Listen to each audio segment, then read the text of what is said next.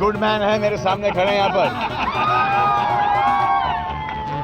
मेरे सामने यहाँ पर खड़े हैं। यहाँ पर जब मैं यहाँ पर 9 साल पहले आया हूँ के अंदर 24 साल मुझे पता है कि कितनी मेहनत लगती है। एक ही शो, एक ही आदमी। सवाल बैटल ऑफ गलवान सिर्फ एक फिल्म नहीं रही, यह बन गई है पावर वर्सेस पॉपुलैरिटी की जंग। दोस्तों, आज हम बात कर रहे हैं भारत की सबसे विवादित आने वाली war movie battle of Galwan.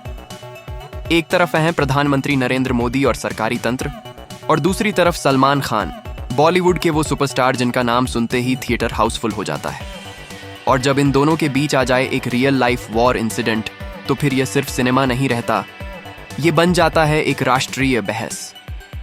Battle of Galwan film का विषय सीधे जुड़ता है साल 2020 के गलवान वैली क्लैश से, जहां भारतीय और चीनी सैनिक आमने सामने आए थे, बिना बंदूकों के, सिर्फ जोश, हिम्मत और जान की बाजी के साथ। यह घटना आज भी देश के लिए एक भावनात्मक घाव है, और जब इसी विषय पर एक बिग बजट बॉलीवुड फिल्म बनने लगे तो साफ था विवाद तो होगा ही।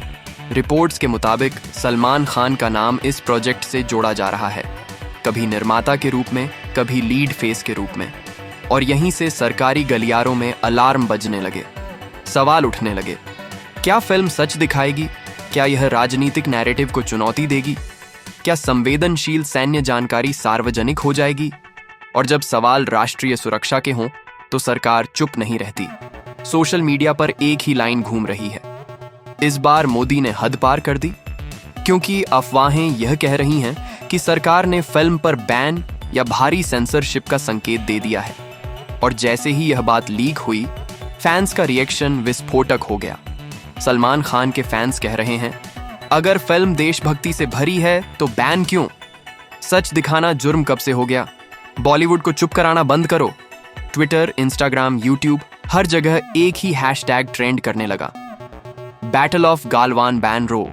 यह विवाद अब सिर्फ सलमान खान का नहीं रहा, यह बन गया है अभिव्यक्ति की आजादी बनाम सरकारी नियंत्रण की लड़ाई। थंबनेल में जो डायलॉग लिखा है, तुम मेरा कुछ भी बिगाड़ नहीं सकते, इसका मतलब साफ है, सलमान खान की स्टार पावर इतनी बड़ी है कि उनके फैंस मानते हैं सरकार भी उन्हें नजरअंदाज नहीं कर सकती।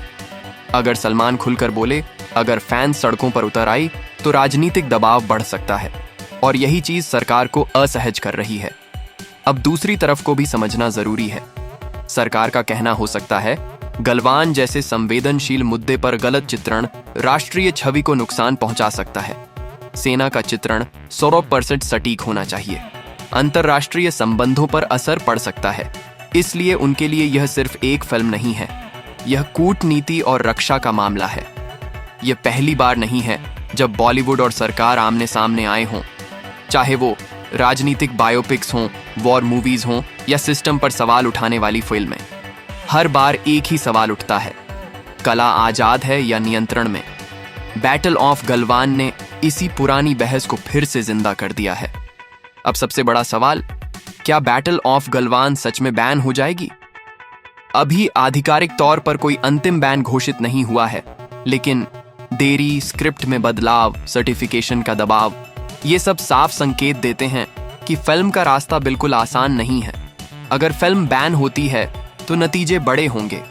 सलमान खान के फैंस का गुस्सा, अंतर्राष्ट्रीय मीडिया का ध्यान, सरकार पर सेंसरशिप का आरोप।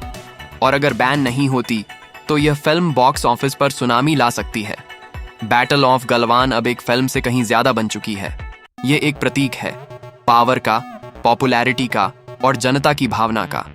यह लड़ाई स्क्रीन पर नहीं, सिस्टम के अंदर चल रही है। तो दोस्तों, आप क्या सोचते हैं?